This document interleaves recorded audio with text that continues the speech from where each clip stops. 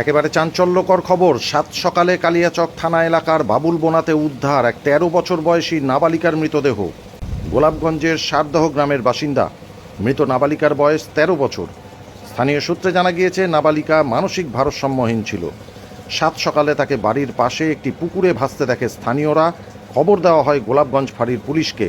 ইতিমধ্যেই পুলিশ মৃতদেহ উদ্ধার করে ময়নাতদন্তের জন্য মালদা মেডিকেল কলেজ ও হাসপাতালে পাঠিয়েছে। তবে কিভাবে এই মৃত্যু তা এখনও স্পষ্ট নয়। ঘটনার তদন্ত শুরু করেছে মালদহের কালিয়াচক থানার পুলিশ। তবে পুজোর মধ্যে এমন ঘটনায় চাঞ্চল্য ছড়িয়েছে এলাকা জুড়ে। সাত সকালে কালিয়াচক থানা এলাকার বাবুল বোনাতে উদ্ধার ১৩ বছর বয়সী নাবালিকার মৃতদেহ।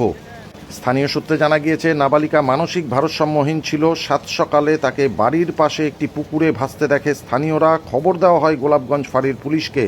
ইতিমধ্যেই পুলিশ মৃতদেহ উদ্ধার করে ময়নাতদন্তের জন্য মালদা মেডিকেল কলেজ ও হাসপাতালে পাঠিয়েছে। পুজোর মধ্যে এমন ঘটনায় চাঞ্চল্য ছড়িয়েছে এলাকা জুড়ে। सारा लोग उल्टा उल्टा करे बोके है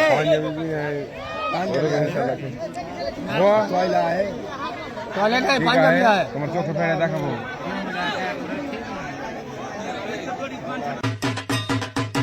আমার প্রিয় মালদাবাসী, এখন দুর্গাপুজো মানেই কয়েকদিন বাইরে ঘুরতে যাওয়া, বিশেষ করে ডুয়ার্স পাহাড়। আমি ডোর to door tours and travels Malda আপনাদের পুজোর বুকিং নেওয়া শুরু করেছি। আমাদের পরিষেবা নিশ্চয়ই জানেন, বাড়ি থেকে যাত্রা শুরু করে এবং বাড়িতে যাত্রা শেষ একই গাড়িতে।